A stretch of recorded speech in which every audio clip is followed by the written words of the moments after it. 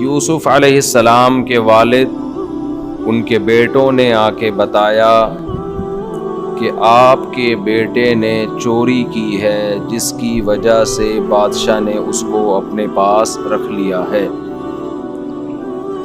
یعقوب علیہ السلام غمزدہ ہوئے اور روتے روتے آپ کی آنکھوں کی بینائی چلی گئی۔ گھر والوں نے کہا کہ آپ ابھی تک اس پرانے غم میں ہیں۔ تو یعقوب علیہ السلام نے فرمایا انما اشکو بثی وحزنی الی اللہ، میں اپنا غم صرف اور صرف اللہ کے سامنے بیان کرتا ہوں۔ وَأَعْلَمُ مِنَ اللَّهِ مَا لَا تَعْلَمُونَ، اور اللہ کے بارے میں وہ کچھ جانتا ہوں جو تم نہیں جانتے۔ پھر آگے فرمانے لگے یا بنی اذهبوا، اے میرے بیٹو جاؤ، فتحسسوا من یوسف واخیہ، جا کے یوسف اور اس کے بھائی کو تلاش کرو۔ ولا تیأسوا من روح اللہ، اور اللہ کی رحمت سے مایوس مت ہو۔ انہ لا ییأس من روح اللہ الا القوم الکافرون، اللہ کی رحمت سے مایوس وہی ہو سکتے ہیں جو کافر ہیں، خدا کے منکر ہیں۔ یہ بڑا زبردست جملہ ہے۔ آپ کو اس جملے کے صحیح ہونے کا اور اس کی صداقت کا یقین نہ ہو تو آپ دیکھ لو، دنیا میں سب سے زیادہ ٹینشنوں میں مسلمان ہیں اور سب سے زیادہ خوشحال زندگی غیر مسلموں کی ہے۔ اس کے باوجود سب سے زیادہ خودکشیوں کا ریشو غیر مسلموں میں ہے اور سب سے کم خودکشیوں کا ریشو مسلمانوں میں۔ پھر مسلمانوں میں بھی جو لبرل طبقہ ہے ان میں خودکشی کا ریشو زیادہ، جو مذہبی طبقہ ہے ان میں خودکشی کا ریشو کم، اور مذہب میں جو مولانا ٹائپ کے لوگ ہیں ان میں خودکشی کا ریشو 0۔ سمجھ میں نہیں آ رہی میرا خیال؟ جتنا مرضی مولویوں کو برا بھلا کہو آپ، مولوی ایسے مولوی ویسے، خودکشی مولوی کو میں نے کبھی کھمبے سے لٹکتے ہوئے نہیں دیکھا۔ ٹینشن دے کے دوسرے کو مار دے گا، فتوے دے کے نا تو ایسا ہے تو ایسا ہے، دوسرا مر جائے گا۔ وجہ کیا ہے؟ وجہ ہے جیسے تیسے ہیں، اللہ کے ہونے کا یقین ہے۔ اللہ کا مطلب پتہ ہے کیا ہے؟ وہ ذات جو کچھ کرنے کے لیے سبب کی محتاج نہ ہو، وہ کچھ کرنے کے لیے کسی لاجک کی اس کو ضرورت نہ ہو۔ تو جب اتنی بڑی طاقت موجود ہے تو جو کافر ہے وہ جب دیکھتا ہے کہ تانے بانے ملا کے پلس مائنس کر کے رزلٹ نیگیٹو میں جا رہا ہے، وہ ہو جاتا ہے مایوس، کہتا ہے یار تو میں گیا کام سے۔ مسلمان کیا سوچتا ہے؟ بھائی کوئی ہے بنانے والا، کسی نے پیدا کیا ہے، وہ مجھ سے غافل نہیں ہے، وہ ان تمام ناکامیوں کے نقشوں میں کامیابی پیدا کر سکتا ہے اور ان نقشوں کو تبدیل بھی کر سکتا ہے، نقشے بھی تبدیل کر سکتا ہے اور اسی منفی میں مثبت کر سکتا ہے۔ تبھی یعقوب علیہ السلام کیا کہہ رہے ہیں؟ اللہ کی رحمت سے وہی نا امید ہوتے ہیں جو کافر ہیں۔ ہم کافر نہیں ہیں، ہم تو پیغمبروں کی اولادوں میں ہیں، ہم اللہ کی رحمتوں سے کیسے نا امید ہو جائیں؟ شاید اللہ نے اس میں میرے لیے کوئی آزمائش رکھی ہو اور اللہ کوئی بڑی نعمت ہمیں دینا چاہتا ہو، یہ بھی تو ممکن ہے۔ لہذا جاؤ یوسف اور اس کے بھائی کو تلاش کرو، اللہ کی رحمت سے نا امید مت ہو، اس لیے کہ اللہ کی رحمت سے وہی نا امید ہوتے ہیں جو کافر ہیں۔ فلما دخلوا علیہ، اب یہ دوبارہ راشن لینے پہنچ گئے وہاں پہ، ٹھیک ہے نا، تیسری مرتبہ۔ فلما دخلوا علیہ، جب یوسف علیہ السلام کے پاس یہ محل میں آئے ہیں تو اب جو تھے نا ان کی حالت بہت ڈاؤن ہو چکی تھی۔ ایک تو راشن ختم، قحط پڑا ہوا ہے، پیسے ختم ہو رہے ہیں، دوسرا ابا کو ایک اور ٹینشن دے دی، اور وہ بھی ظاہر ہے اولادیں ہیں ان کو ایک الگ غم۔ اب بڑی قسم پرسی کے سامنے بادشاہ سے کہنے لگے یا ایھا العزیز، اے بادشاہ، مسنا و اہلنا الضر، ہمیں اور ہمارے گھر والوں کو بڑی پریشانیاں آ چکی ہیں۔ بھائی گھر میں بڑی پریشانیاں چل رہی ہیں۔ وَجِئْنَا بِبِضَاعَةٍ مُزْجَاةٍ، اور ہم بہت تھوڑے پیسے لے کر آئے ہیں.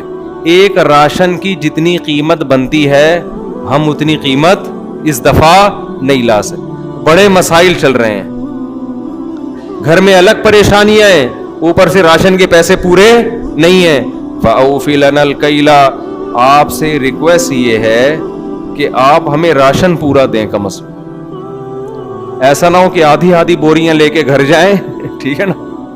ایک نئی ٹینشن کے بھائی بھی گیا, 2 بھائی چلے گئے, ابا بیمار پریشان, بینائی چلی گئی, اوپر سے گھر میں راشن کے ڈبے بھی کیا ہو جائیں آدھے, تو پیسے بھی نہیں ہیں. فَأَوْفِ لَنَا الْكَيْلَ, آپ کیل مکمل کر کے دے دیں. وَتَصَدَّقْ عَلَيْنَا, اور آپ ہم پہ کچھ صدقہ کر دیں, آپ ہم پر کچھ صدقہ کر دیں. ان اللہ یجزی المتصدقین, بے شک اللہ تعالیٰ صدقہ کرنے والوں کو اس کا بہترین بدلہ دیتا ہے. اللہ آپ کو اس کا بدلہ دے.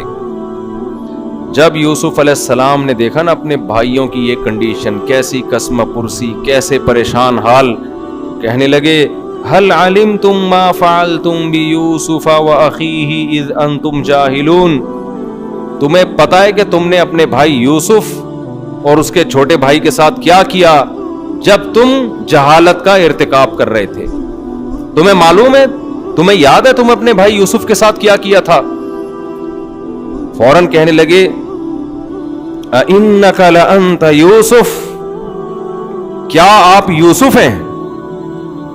دیکھو ایک دم ان کی جو ہے نا چھٹی اس نے کام کیا, کیونکہ جب آگے دیکھا تھا تو بھائی کی شباہت تو نظر آ رہی تھی نا ہر دفعہ. پہلی دفعہ آئے ان کو اندازہ ہوا یار یہ تو ہمارے بھائی جیسے لگ رہے ہیں, لیکن انہوں نے سوچا بھائی کو ہم نے ڈالا تھا کنویں میں, وہ کہاں مصر کا بادشاہ بن سکتا ہے, تو اس خیال کو انہوں نے اگنور کر دیا. تو ان کے دماغ میں یہ تصور بھی نہیں کہ یہ کون ہو سکتے ہیں, یوسف علیہ الصلوۃ والسلام. تو یوسف علیہ السلام نے کیا فرمایا, اِنَّكَ لَأَنْتَ یوسف. وہ ان کے بھائیوں نے کیا کہا, کیا آپ واقعی یوسف ہیں؟ اس سے پتہ چلتا ہے کہ ان کے ذہن میں یہ بات تھی کہ ان کی شکل کس سے ملتی ہے, ہمارے بھائی سے, لیکن تصور نہیں تھا کہ یہ وہ ہو سکتے ہیں.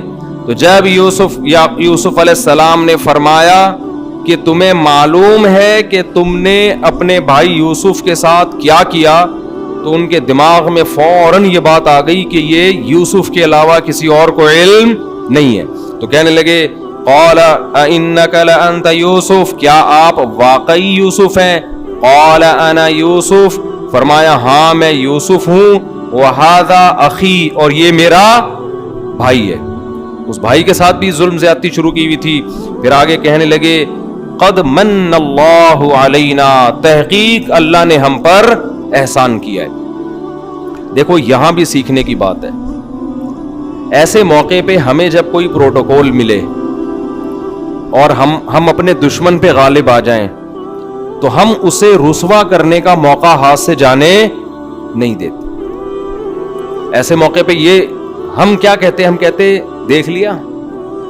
اب دیکھو یہ والا اسٹائل میں اگر چینج کر دوں تو کیسے سمجھاؤں میں بات کو, ٹھیک ہے نا.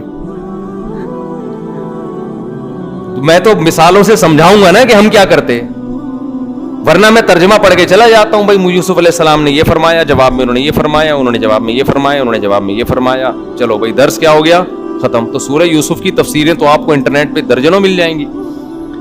تو ہر آدمی کو ہر طریقے سے فائدہ نہیں ہوتا, کسی کو کسی سے فائدہ ہوتا ہے, کسی کو کسی سے ہوتا ہے. تو جس کو جہاں سے ہو رہا ہے وہیں سے سیکھے وہ جا کے.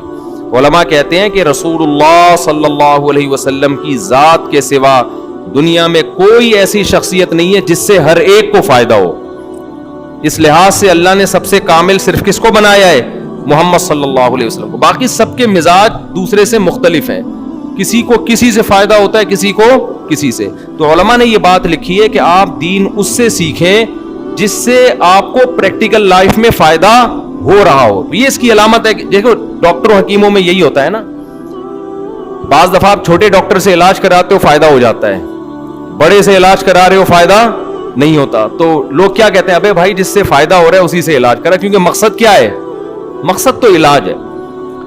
تو یوسف علیہ السلام نے کیا فرمایا, قد من اللہ علینا، تحقیق ہم پر اللہ نے احسان کیا ہے.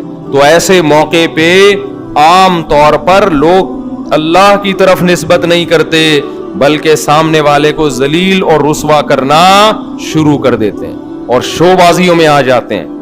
دیکھ لیا بیٹا بچو، تم نے تو، مجھے تو سب یاد ہے بچپن میں تم ہمارے ساتھ کیا سلوک کیا کرتے تھے، ہمیں تو وہ بھولا تھوڑی ہوں میں. یہ تو لک ہے ہماری کہ یہاں آگے بیٹھ گئے ہم، ہے نا، قسمت ہے، قسمت نے ساتھ دیا اور ہماری ایبلٹی، قابلیت، ہم نے اسٹرگل چھوڑی نہیں. تم نے کنویں میں ڈال دیا، بازاروں میں فروخت کیا گیا ہمیں، لیکن میں نے اسٹرگل، سکسیس ہونے کے لیے میں نے محنت چھوڑی نہیں، اسٹرگل کرتا رہا اور اسٹرگل کرتے کرتے آج میں یہاں تک پہنچا ہوں. ایسا نہیں، بلکہ کیا فرمایا، قد من اللہ علینا، تحقیق ہم پر اللہ نے احسان کیا ہے. پھر آگے کہنے لگے انہ من یتقی ویصبر، انہ یہ ضمیر شان کہلاتی ہے. دیکھو بات یہ ہے کہ جو بھی برائی سے بچتا ہے اور صبر سے کام لیتا ہے، جلد باز نہیں کرتا، تو فإن اللہ لا یضیع اجر المحسنین، ایسے اچھے لوگوں کے اجر کو اللہ ضائع نہیں کرتا. ایک اصول اور ضابطہ بھی بیان کر دیا. قالوا، اب بھائی کیا کہنے لگے، تاللہ لقد آثرک اللہ علینا، اللہ کی قسم اللہ نے آپ کو ہم پر ترجیح دی ہے. دیکھو یہاں ہوتا کیا کہ اور زیادہ حسد میں آ جاتے نا. دیکھو شیطان کو جب اللہ نے کہا آدم کو سجدہ کرو، شیطان نے کہا یہ مٹی سے میں آگ سے، جیلسی کا شکار ہوا نا. اللہ نے کہا میرے دربار سے نکل جا، تو شیطان کو اب یہ کہنا چاہیے تھا اللہ کی قسم آدم کو اللہ نے ترجیح دی ہے کہ میری وجہ، اس کی وجہ سے مجھے دربار سے نکالا جا رہا ہے، لہذا اللہ میں تجھ سے معافی چاہتا ہوں. میں مان گیا کہ یہ صاحب فضیلت ہے. لیکن شیطان کی اکڑ آج تک اکڑا ہوا ہے، بلکہ اور الٹا حسد میں آ گیا کہ میں اس کو جہنم میں ڈلواؤں گا. تو یہاں بھائی یہ کہہ سکتے تھے آپس میں کہ یار یہ کیا ہو گیا، ہم تو اس کے اتنے خلاف تھے اور اس کو اللہ نے بادشاہ بنا دیا. اب چھپڑ میں جا کے تدبیریں کرو اور ان کے خلاف تحریک عدم اعتماد چلاؤ. ایک مثال دے رہا ہوں کہ یہ والی تحریک پہ نہ فٹ کر دینا آپ اس کو، یہ آپ کا مسئلہ ہے. یہ تو اب کیا چلاؤ، اور جا کے نا لوگوں کے کان بھرو کہ بھائی یہ تم نے جن کو بادشاہ بنایا ہے یہ نیک ہیں، نیک لگتے ہیں، نیک ہیں نہیں، ہم تو ان کو بچپن سے جانتے ہیں، ان کے بھائی چوری میں معاذ اللہ پکڑا گیا تھا اور یہ ایسے تھے اور ویسے تھے اور یوں تھے اور وہ تھے. اس سے کیا ہوتا، معاشرے میں اور زیادہ فساد. سیدھا سیدھا کہہ دیا فضیلت دیکھ کر، تاللہ لقد آثرک اللہ علینا، اللہ کی قسم اللہ نے تجھے ہم پر فضیلت دی ہے، اللہ کی قسم.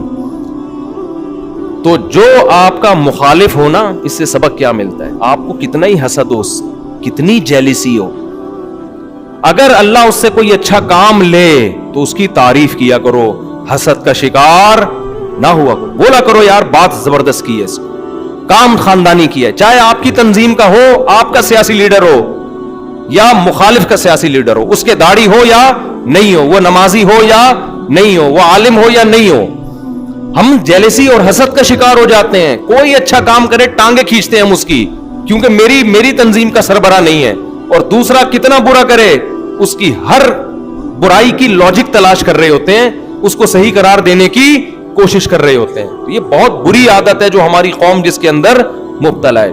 کیا کہنے لگے، تاللہ اللہ کی قسم، لقد آثرک اللہ علینا، اللہ نے آپ کو ہم پر ترجیح دی ہے، اور وَإِن كُنَّا لَخَاطِئِينَ، اور یقیناً ہم ہی غلطی پر تھے. قَالَ لَا تَثْرِيبَ عَلَيْكُمُ الْيَوْمَ، یوسف علیہ السلام نے فرمایا آج تم پر کوئی حرج نہیں ہے، کوئی گناہ نہیں، اس کا میں تم سے کوئی بدلہ نہیں لوں. وہ تو بیچارے ڈر رہے تھے اب تو یہ بادشاہت میں آئے، اب تو ایسی کی تیسی ہو جائے گی ہماری. کوئی حرج نہیں ہے، یغفر اللہ لکم، اللہ تمہاری مغفرت کرے. تم نے دو جرم کیے، ایک میرے ساتھ اور ایک اللہ کی نافرمانی بھی تو ہے نا کہ بھائی کو کنویں میں ڈال دینا.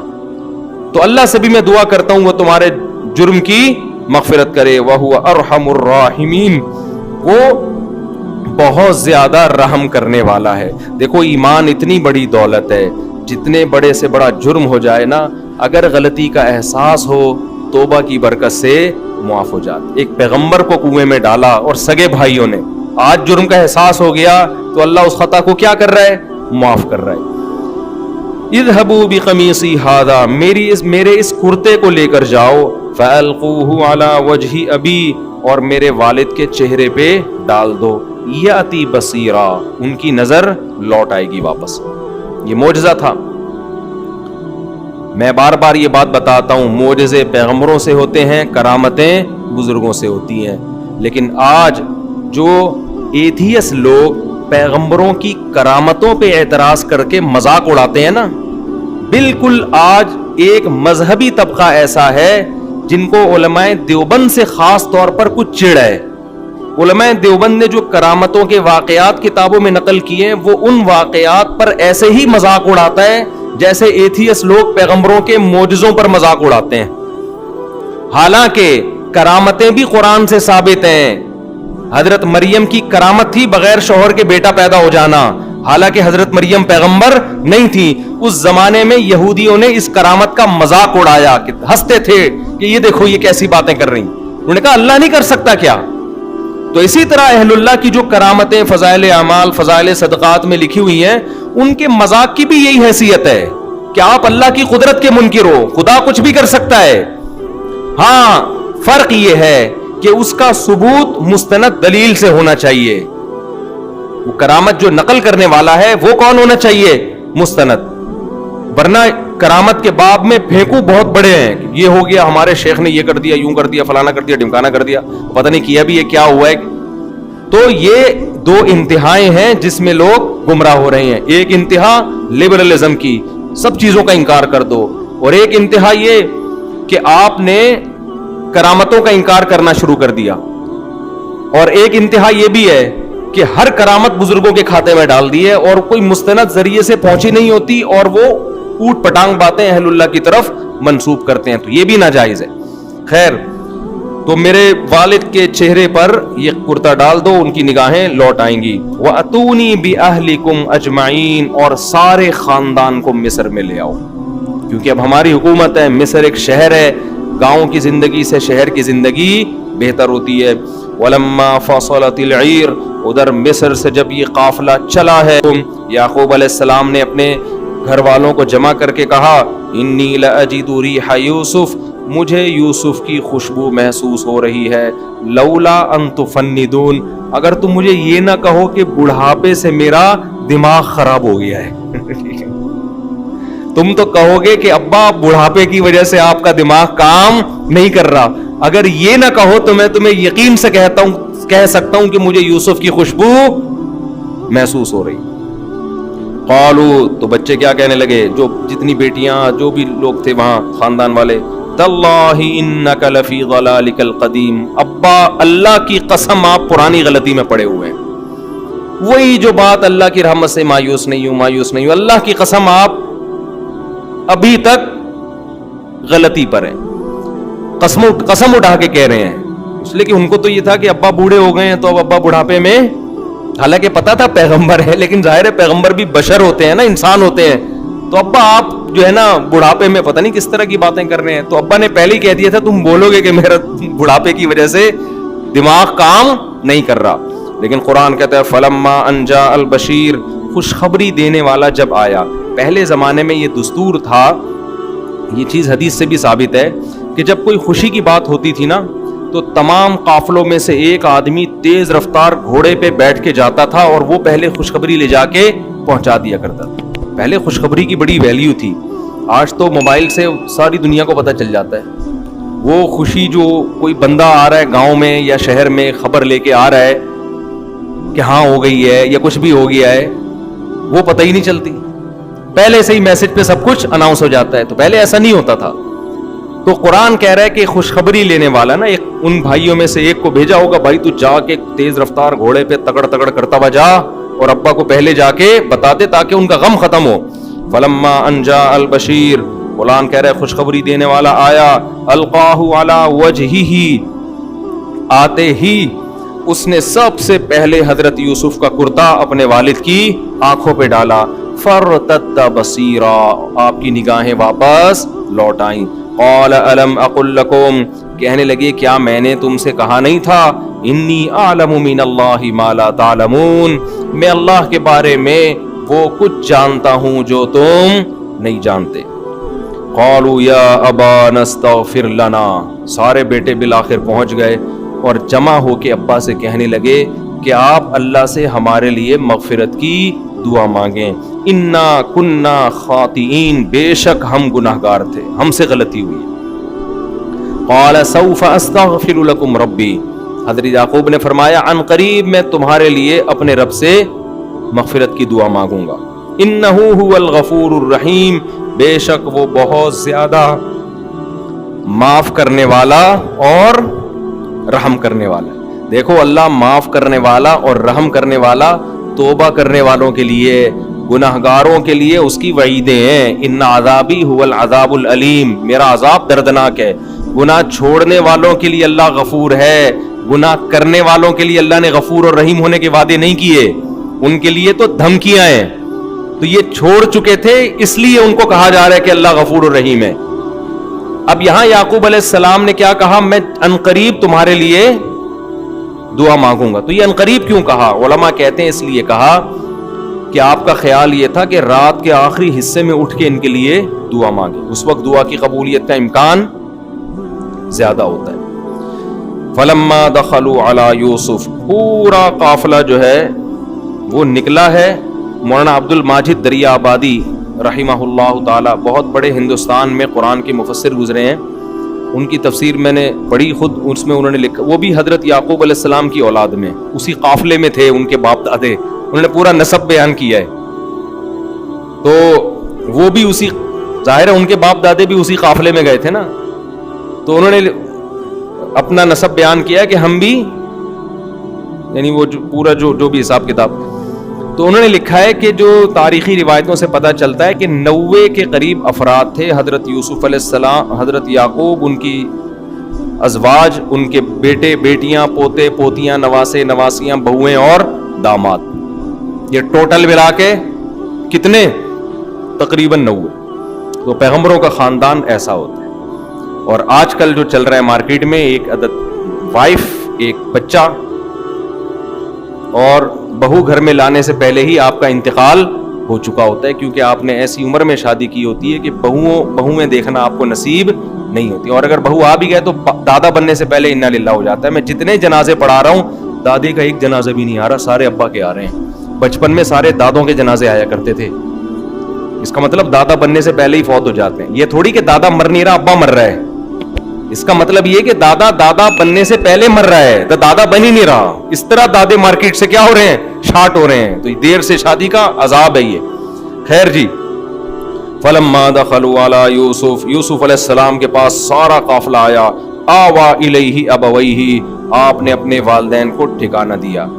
اکثر حضرات یہ لکھتے ہیں کہ یہاں آپ کی والدہ سوتیلی تھیں، وہ اصل میں خالہ تھیں، تو آپ کے والد نے شادی کی تھی ان سے، لیکن یہ کسی مستند روایت سے ثابت نہیں ہے۔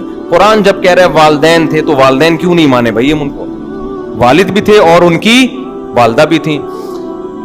ورفع ابویہ، آوا الیہ ابویہ، اپنے والدین کو ٹھکانہ دیا۔ وقال ادخلوا مصر ان شاء اللہ آمنین، اور کہا امن کے ساتھ آپ اللہ نے چاہا تو مصر میں داخل ہو جاؤ۔ اس سے پتہ چلتا ہے کہ شہر کے دروازے پر استقبال کرنے کے لیے گئے تھے، کہا کہ شہر میں داخل ہو جاؤ امن کے ساتھ۔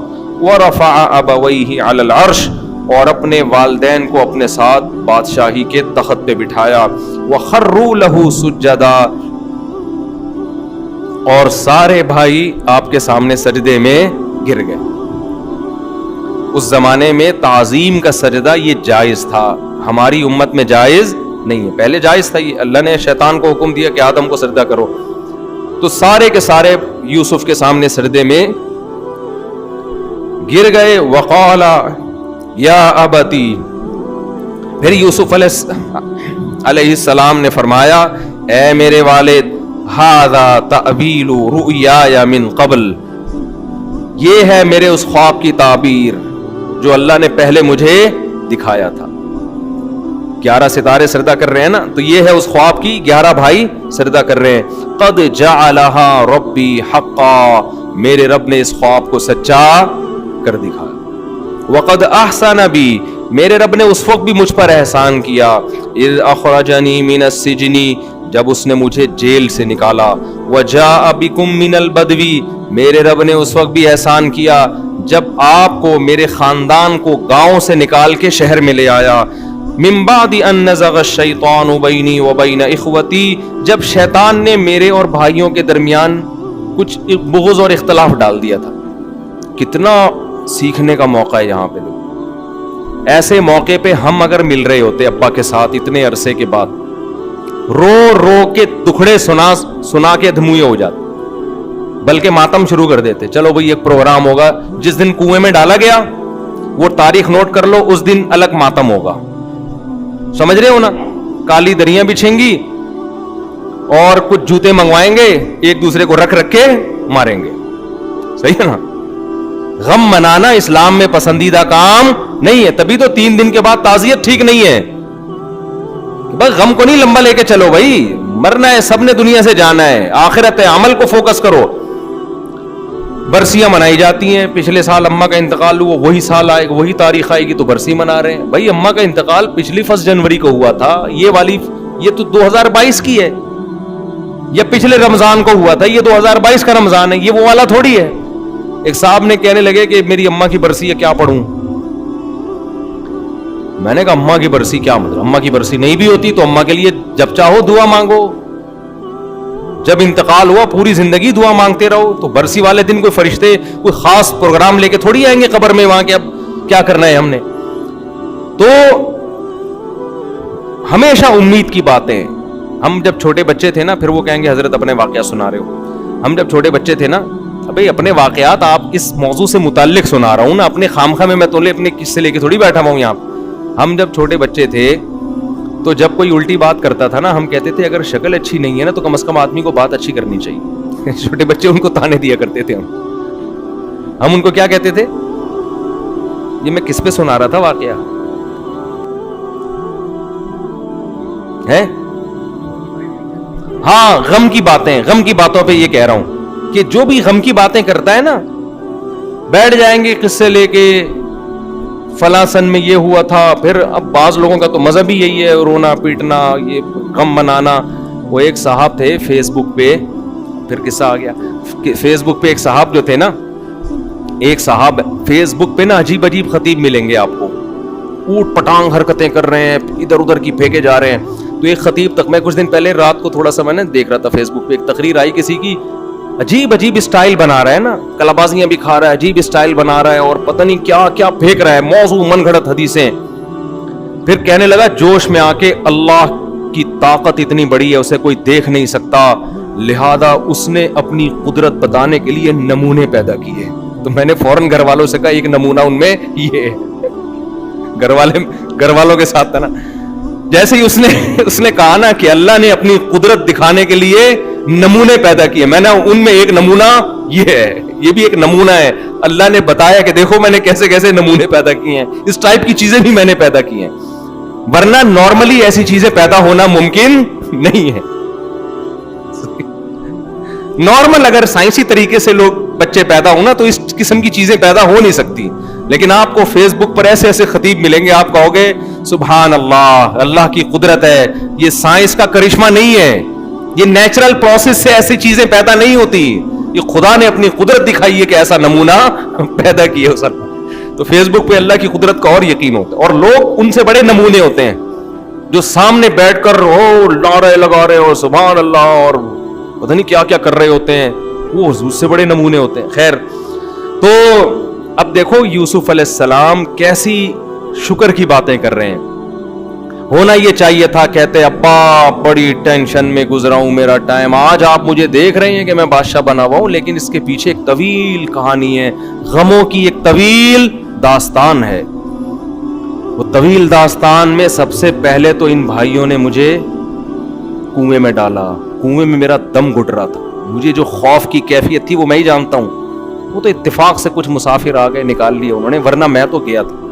پھر اتنے بڑے اونچے خاندان کا ہو کے بازاروں میں غلاموں کی طرح فروخت ہوا ہوں، وہ ٹینشن، کوڑیوں کے دام بیچا گیا ہوں بازاروں میں، اور پھر ہوتے ہوتے بادشاہ کے محل میں پہنچ گیا, تھوڑا چند دن کا سکون ملا مجھے, تو وہاں میرے اوپر فحش الزامات لگنا شروع,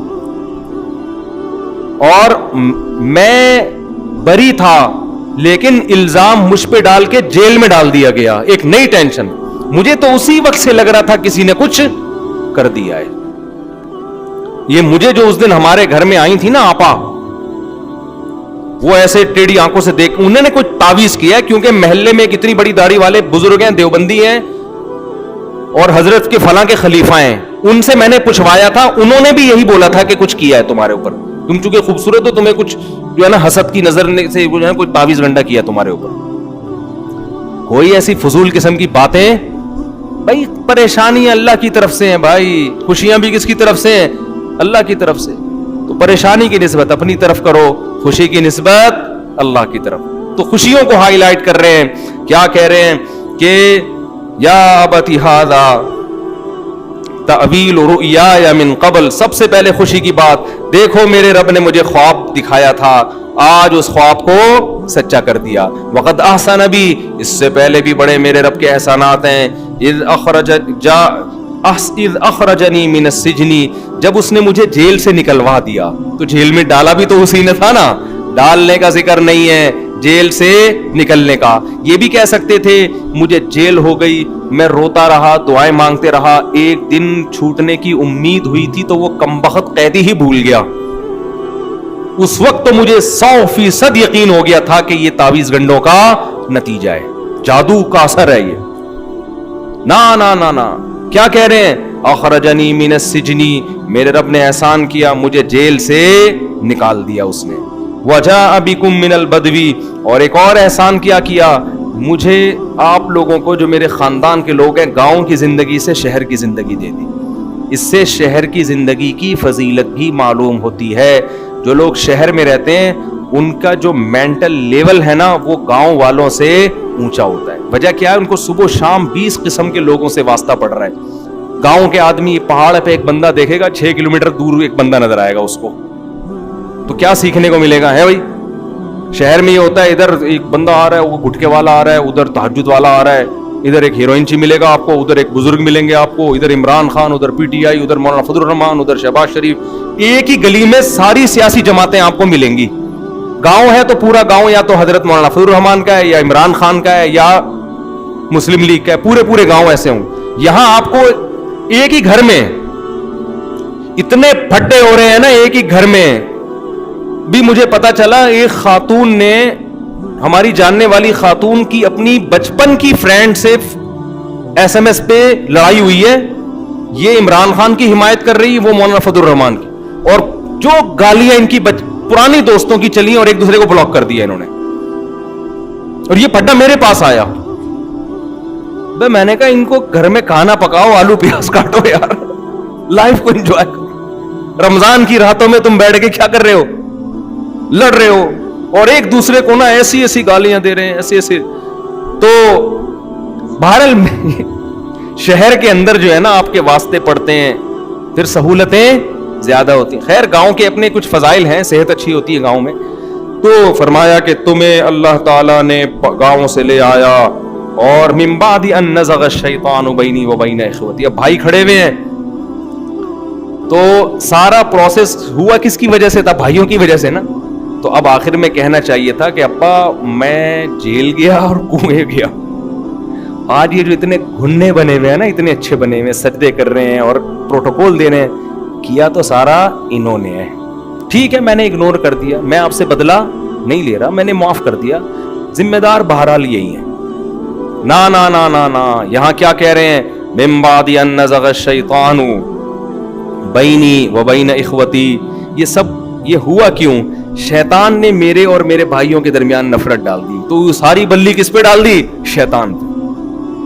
گویا یہ تو بری ذمہ ہے بھائی, شیطان تو کام کراتا رہتا ہے, بھائیوں کو بھائیوں سے لڑاتا ہے. اس سے پتہ چلتا ہے پازیٹو سوچ رکھنے والے کتنے پازیٹو ہوتے ہیں, اور نیگیٹو سوچ رکھنے والے کتنے نیگیٹو ہوتے ہیں. آپ کو نا جب معاشرے میں چلیں گے تھوڑی دیر میں اندازہ ہو جائے گا کون پازیٹو سوچتا ہے اور کون نیگیٹو سوچتا ہے. کہنے لگے من بعد ان نزغ الشیطان بینی و بین اخوتی, شیطان نے میرے اور بھائیوں کے درمیان کچھ نفرتیں ڈال دی تھیں. ان ربی لطیف لما یشا، میرا رب جس کے لیے چاہتا ہے باریک بین ہے. باریک بین لطافت سے نکلا ہے، یعنی خفیہ تدبیریں کر کے کامیابی تک پہنچاتا ہے. وہ تو جس کو چاہتا ہے ایسے لطیف انداز سے کامیابی تک پہنچاتا ہے. تو میرے رب نے بھی میرے ساتھ یہی کچھ کیا. پھر آگے اللہ سے دعا مانگنے لگے. ربی قد آتیتنی من الملک، اے میرے رب تحقیق تو نے مجھے بادشاہت دی ہے. اس سے پتہ چلتا ہے کہ وہ جو بادشاہ تھا نا اس کا کچھ دنوں میں انتقال ہو چکا تھا، اور یوسف علیہ السلام وزیر خزانہ سے ملک کے کیا بن گئے؟ بادشاہ. تو ایک غیر مسلم ریاست میں حضرت یوسف علیہ السلام کتنی حکمت عملی اختیار کر کے کس منصب پہ پہنچے؟ بادشاہت. اور ہمارے ہاں حکمت عملی کے بغیر جب کام ہوتا ہے تو مسلم ریاست کا بھی بیڑا غرق کر دیتے ہیں. اسلام سے لوگوں کو اور نفرت ہو جاتی ہے. تو اس سے پتہ چلتا ہے کہ جب بھی کام کرو گراؤنڈ ریئلٹی کو سامنے رکھ کر. اسلام میں حکومت کا کوئی ایک متعین طریقہ نہیں ہے. اسلام کہتا ہے جس وقت کے جو تقاضے ہیں اس وقت کے اسباب اور تقاضوں کے مطابق کام کرو بس. بعض لوگ خلافت کی لہر چلاتے ہیں تو توڑ پھوڑ مار دھاڑ شروع کر دیتے ہیں. بعض جمہوریت کفر، بعض کیا. تو یہ سارے نعرے غلط ہیں. اس وقت جو آپ کر سکتے ہو، جو آپ کے لیے سوٹیبل ہے، وہ راستہ اختیار کرو.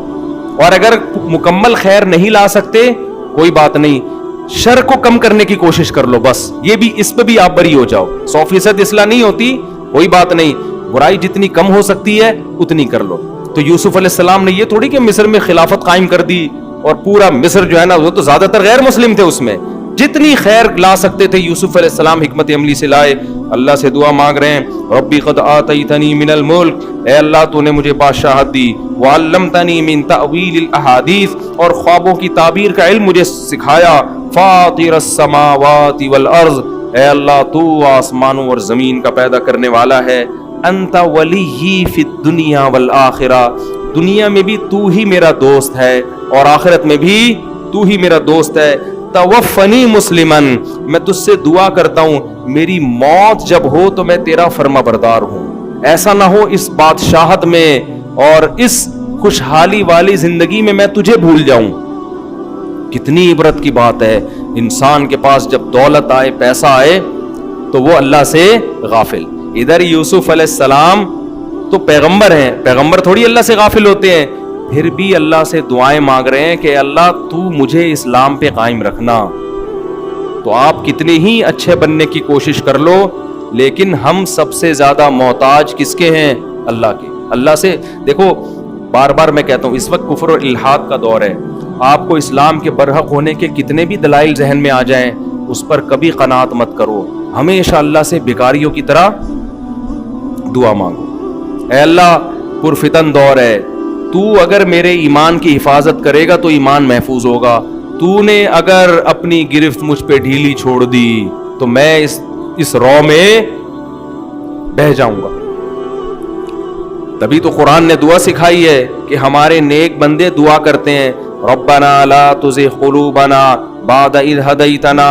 اے اللہ جب تو نے ایک دفعہ ہمیں ہدایت دے دی تو ہمارے دلوں کو اب ٹیڑھا نہ ہونے دینا. یہ دعا مانگا کرو. اسلام ایمان بہت بڑی نعمت ہے، بہت بڑی نعمت ہے. خاص طور پہ جو یورپ امریکہ میں جا کے رہتے ہیں، میں ان سے کہتا ہوں کچھ بھی ہو جائے اپنے ایمان اور اسلام پہ کمپرومائز نہیں کرو کسی صورت میں نہیں. بھائی ہم مسلمان ہیں، بمانگے دہل سب کو بتاتے ہیں، سب کچھ برداشت ہو جائے گا، ایمان سے پیچھے نہیں ہٹنا ہم نے. یہ کوئی چھوٹی نعمت تھوڑی ہے. اتنا لبرل ہوتا چلا جا رہا ہے آج کا مسلمان. چند مہینے پہلے کسی خاتون کا فون آیا، مسلمان گھرانے میں پیدا ہوئی، اسلام آباد. تو میں نے ان کو مسئلہ بتایا. کہہ رہی ہیں بھائی میں اسلام کو مانتی ہوں، اچھا مذہب ہے، لیکن مجھے کوئی زیادہ اطمینان نہیں ہے اس پہ. میں نے کہا کیوں بھائی؟ کہہ رہی ہیں کچھ اعتراضات ہیں. تو ٹھیک ہے آپ کا اپنا مذہب ہے، میں بھی مسلم ہی ہوں، نماز پڑھ لیتی ہوں، لیکن ایسا اتنے لبرل ہو گئے بھائی. یہ جملہ آپ زبان سے آپ پھر اپنے آپ کو مسلمان کیسے کہہ رہے ہو؟ حقیقت میں آپ اللہ کی نظر میں مسلمان نہیں ہو. اسلام قرآن کہتا ہے وَمَن يَبْتَغِ غَيْرَ الْإِسْلَامِ دِينًا فَلَن يُقْبَلَ مِنْهُ. اسلام کے علاوہ جو کسی اور دین کو فالو کرے گا نا، اللہ اس کو قبول نہیں کرے گا. ان الدین عند اللہ الاسلام. اللہ کی نظر میں دین صرف اور صرف کیا ہے؟ اسلام ہے. تو آپ جب مسلموں بولے صرف اسلام برحق ہے، میں اسلام کے علاوہ کسی مذہب کو نہیں مانتا، صرف یہی ہے. ہاں، بد اخلاقی بدتمیزی نہیں کرنی غیر مسلم کے ساتھ. اسی وجہ سے ہم لوگوں سے کہتے ہیں آپ غیر مسلموں سے اچھا سلوک کرو، ان کی مذہبی رسومات میں شرکت مت کرو. کھلاؤ پلاؤ ٹھیک ہے، ہدیے دو ان کو، مذہبی رسومات میں شرکت نہیں ہوگی. اتنا لبرل نہ بن جاؤ کہ ان کی کرسمس میں آپ ان کے ساتھ شرکت کر رہے ہو، آپ ان کی ہولی میں، کیونکہ یہ مذہبی رسم ہے. مذہب میں اگر آپ نے شرکت کرنا شروع کر دی، اسلام اور کفر آپس میں خلط ملط ہو جائیں گے. بھائی ہمارا مذہب عید الفطر عید الاضحیٰ منانے کی اجازت دیتا ہے، اس کے علاوہ ہمارے لیے سال میں تیسری کوئی عید نہیں ہے، اس کو منائیں گے. اور یہاں سے بات نکل گئی، 2 منٹ میں ایک اور اہم بات کر لوں. دیکھو جو اسلام کے شعائر ہیں نا، ان پہ کمپرومائز مت کرو. اسلام میں بڑا دن جمعے کا دن ہے. آج ہمارے بہت سے لوگوں نے، حکومت نے جب سے جمعے کی چھٹی ختم کی نا، اس کے بعد سے بہت سے لوگوں نے جمعے میں غسل کرنا چھوڑ دیا، صاف ستھرے کپڑے پہننا ایسے ہی آفس میں اٹھ کے نماز پڑھنے چلے جاتے. ہمیں یاد ہے بچپن میں ہر گھر میں لوگ جمعے کے دن نہاتے تھے، صاف ستھرے کپڑے پہنتے تھے. یہ شاعر میں سے ہے یہ چیز. مسلمان جمعے کا دن مناتا ہے، اس کو تعظیم دیتا ہے. یورپ میں جا کے پتہ ہی نہیں چلتا لوگوں کو آج جمعہ ہے کہ ہفتہ ہے کہ اتوار ہے. بھائی آپ غیر مسلم کنٹری میں جاؤ، رہو، کماؤ، ہم منع نہیں کرتے. جمعے کے دن یہ ثابت تو کرو کہ مسلمانوں کا یہ دن کیا ہے، بڑا دن ہے. نہاؤ دھو، جمعے کی نمازوں کے لیے جاؤ. آپ غیر مسلم کنٹریز میں رہو، لیکن عید الفطر کو یہ ثابت کرو کہ آج مسلمانوں کا بڑا دن ہے، اس کو ہم نے منانا ہے. عید کے دن بھی پوستیوں کی طرح پڑے ہوئے سو رہے ہوں گے بعض لوگ، کوئی پتہ ہی نہیں چلتا. نہانا بھی بعض لوگوں نے چھوڑ دیا عید کو. ہم پہلے تانا دیا کرتے تھے کہ عید کے دن نہاتا ہے یہ آدمی، بس اب وہ تانا بھی کس کو دیں گے ہم جا کے. تو شاعر جو ہے نا اسلام کے، ان کو اپنے بچوں کو بھی سکھاؤ. جب عید کا دن ہو بچوں کو بتایا کرو بیٹا نہا دھو کے کچھ آج ذرا منہ جو دکھڑے لے کے بیٹھے ہوئے ان کو تھوڑا سا ہلکا کرو. آج خوشی کا دن ہے، تھوڑا سا خوشی مناؤ آج بیٹھ کے. خیر کہاں سے کہا، بس یہ ختم ہو رہا ہے، یہ واقعہ بھی ختم ہو گیا. تو اللہ تعالیٰ کہتے ہیں یوسف علیہ السلام نے کیا دعا مانگی، توفنی مسلمن، اے اللہ مجھے مسلمان بنا کے موت دینا، والحقنی بالصالحین، اور مجھے نیک لوگوں میں شامل کر لے. اس کا مطلب میرے علاوہ بھی بہت نیک لوگ ہیں تو مجھے بھی ان میں. اور آج کچھ لوگ ایسے تبلیغ کرتے ہیں جیسے یہ 4-6 آدمیوں کے علاوہ دنیا میں کوئی نیک ہے نہیں. وما اکثر، آگے اللہ اس سورت کو ختم کر کے کیا فرماتے ہیں، ذالک من انباء الغیب، اے نبی یہ غیب کی خبریں ہیں، نوحیہ الیک، جو ہم آپ کو بتا رہے ہیں. وما کنت لدیہم اذ اجمعوا امرہم، آپ وہاں موجود نہیں تھے جب وہ تدبیریں کر رہے تھے کہ یوسف کو ہم نے کنویں میں ڈالنا ہے. آپ اس وقت موجود نہیں تھے، لیکن یہ آپ کی نبوت کی دلیل ہے. واقعہ آپ ایسے بیان کر رہے ہیں جیسے آپ نے خود اپنی آنکھوں سے دیکھا، حالانکہ آپ کے ہاتھ نے کبھی ایک لکیر نہیں کھینچی. آپ یہود و نصارہ کے ساتھ اٹھے اور بیٹھے نہیں ہیں. تو یہ تو تورات اور انجیل کے واقعات ہیں جو تورات اور انجیل سے بھی زیادہ اچھے انداز سے آپ بیان کر رہے ہیں. تو اب ہونا یہ چاہیے تھا کہ یہودی ایمان لے آئے، غیر مسلم ایمان لے آئے، لیکن قرآن کہہ رہا ہے وما اکثر الناس ولو حرصت بمؤمنین، اے نبی آپ میں کتنی حرص پیدا ہو جائے ایمان کی، لیکن اکثر لوگ پھر بھی ایمان نہیں لائیں گے. کیوں؟ کیا اس دعوت میں کمزوری ہے؟ کیا اللہ کی نشانیوں میں کمزوری ہے؟ اللہ کہتے ہیں نا نا نا نا، وَكَأَيٍّ مِّنْ آيَةٍ فِي السَّمَاوَاتِ وَالْأَرْضِ، یہ تو یوسف کا ایک واقعہ ہے. زمین اور آسمان میں لاکھوں کروڑوں نشانیاں ہیں جن کو یہ صبح و شام اپنی آنکھوں سے دیکھتے ہیں. وَهُمْ عَنْهَا مُعْرِضُونَ، اور کنی کترا کے نکل جاتے ہیں، اعراض کرتے ہیں صبح و شام. آج میں عصر کے بعد مجھے نا پرندے پالنے کا شوق ہے، مور ہمارے ایک دوست نے پالا ہوا، میں گیا، اتنے خوبصورت پر اس کے، اتنی لمبی جیسے کوئی بنارسی کی ساڑی پہنی ہوئی ہوتی ہے نا کسی نے خوبصورت ڈیزائننگ والی. اور پھر وہ مور جب اپنے پروں کو پھیلا کے کھڑا ہوتا ہے ایسا لگتا ہے کسی نے پینٹنگ کی ہے، پینٹنگ کی ہے. اتنی بڑی بڑی نشانیاں صبح و شام دیکھ کے بھی خدا کے وجود پر ایمان نہیں لے کر آتے. تو اللہ کہتے ہیں اے نبی آپ ان کو یوسف کیا 100 سینکڑوں واقعات اور بھی سنا دیں. یہ لاکھوں نشانیاں صبح و شام اپنی آنکھوں سے دیکھتے ہیں لیکن پھر ان سے اعراض کرتے ہیں. اعراض کا مطلب کیا؟ اپنا مطلب تو حاصل کرتے ہیں. جب مور دیکھیں گے ڈاکومنٹری بنا کے یوٹیوب پہ ڈال دیں گے، اس کا بزنس شروع کر دیں گے. یہ سارے کام تو ہوں گے. ایک مور کو دیکھ کے بولیں گے 1 مور، ایک اور مور چاہیے، ایسا ایک اور چاہیے. لیکن اس کو دیکھ کر خدا پر ایمان لانا کہ خدا، آپ جاؤ صحرائی علاقوں میں نا، پرندے بڑے خوبصورت ہوتے ہیں. یہ جو سرخاب ہے بلوچستان کا سرخاب دیکھو آپ کبھی، صحرا ہے، پہاڑ ہے، پانی نہیں ہے، گھاس پھوس نہیں ہے، سرخاب ایسا لگتا ہے پتہ نہیں کتنے سال بیٹھ کے اس کے پروں میں کسی نے پینٹنگ کی ہے، کئی سالوں کا کام ہے، پھر جا کے یہ آیا ہے. اور مور کے پروں پہ جب روشنی پڑتی ہے نا سورج کی، الگ سے ریفلیکٹ ہوتی ہے وہ اس کی لائٹ، وہی اپنے پروں کو پھیلا کے کھڑا ہوتا ہے. کوہ کیوں نہیں کر لیتا یوں ایسے پر ہے بھائی؟ اگر یہ آٹومیٹیکلی خود بخود ہو رہا ہے، ایوالو ہوا ہے، یہ ایوولوشن کا نتیجہ ہے، تو کوے کو چاہیے تھا کہ مور کو جب وہ دیکھتا کہ وہ بار بار اپنے پر پھیلا کے اسٹائل مار رہا ہے، تو کوے کو چاہیے وہ بھی ایک دفعہ اسٹائل مارے نا. کوے کو پتا ہے میرے پروں کے اسٹائل میں کوئی ویلیو نہیں ہے، نہ میری آواز میں دم ہے، میں کائیں کائیں کروں گا، پبلک کہے گی خاموش ہو جا. مور جب بولتا ہے تو کتنا خوبصورت بولتا ہے، کیا پیاری آواز نکلتی ہے اس کی. تو اللہ کہتے ہیں یہ بہت ساری نشانیاں ہیں جن کو یہ صبح و شام اپنی آنکھوں سے دیکھتے ہیں، لیکن ان سے اعراض کرتے ہیں. افامنوا ان تاتیہم غاشیۃ اللہ، اللہ کہتے ہیں کیا تم اس بات سے بے خوف ہو گئے کہ اللہ کا عذاب تم پر آسمان سے آ جائے؟ اللہ بھی نشانیاں دکھا رہے، عذاب بھی دکھا سکتا ہی سبیلی. پھر بھی اگر یہ ایمان نہ لے کر آئے تو اے نبی آپ ان کو کہہ دیں، قل ہذہ سبیلی، میرا تو یہی راستہ ہے. کیا راستہ ہے؟ ادعو الی اللہ، میں لوگوں کو اللہ کی طرف بلاتا رہوں گا. انا علی بصیرۃ، بصیرت کے ساتھ بلاؤں گا. انا، میں بھی دعوت دوں گا. ومن اتبعنی، اور جو مجھے فالو کریں گے وہ بھی تمہیں لبرلزم سے، ایتھیزم سے اور ان تمام تحریکوں سے نکال کے کس کی طرف بلائیں گے؟ اللہ کی طرف. وسبحان اللہ، اور اللہ ہر عیب سے پاک ہے. وما انا من المشرکین، خدا کی طرف دعوت دینے والے اور بھی ہیں، ہندو بھی بھگوان کی طرف بلاتے ہیں، عیسائی بھی بلاتے ہیں، یہودی بھی بلاتے ہیں، لیکن میری جو دعوت ہوگی وہ خالص ایسے خدا کی طرف جس کے ساتھ میں کسی کو شریک نہیں کروں گا. آگے قرآن آخر میں کیا کہتا ہے؟ لقد کان فی قصصہم عبرۃ لأولی الالباب، ان واقعات میں عقل والوں کے لیے بڑی عبرت کا سامان ہے، اگر کوئی غور کرے عبرت حاصل کرے. ما کان حدیثا یفترا، یہ کوئی ایسا واقعہ نہیں ہے جس کو گھڑ لیا گیا ہو. ولکن تصدیق الذی، لیکن یہ واقعہ تصدیق کر رہا ہے ان کتابوں کی جو اس سے پہلے گزر چکی ہیں. کیا مطلب؟ تورات میں بھی ہے اور انجیل میں بھی. تو یہ قرآن تو انہی کتابوں کی تصدیق کر رہا ہے. وتفصیل کل شیء، اور اس نے ہر چیز کو کھول کھول کے بیان کر دیا. وہدن، اور یہ قرآن ہدایت ہے، گائیڈنس ہے. ورحمتن، اور رحمت ہے. لقوم یؤمنون، ان لوگوں کے لیے جو ایمان لانا چاہتے ہیں، جو ایمان لانا، جن کو چاہتا ہے نا کہ ہمیں دلائل ملے تو ہم حق بات کو مانیں، تو ان کے لیے یہ قرآن ہدایت بھی ہے اور رحمت بھی. دیکھو بعض دفعہ آپ کو سیدھا راستہ بتا تو دیا جاتا ہے لیکن وہ ہوتا بڑا خطرناک ہے، مسائل ہوتے ہیں. اللہ کہہ رہے یہ سیدھا راستہ بتائے گا لیکن تمہیں ساتھ ساتھ بتا دے گا اس راستے میں تمہارے لیے رحمت بھی ہے.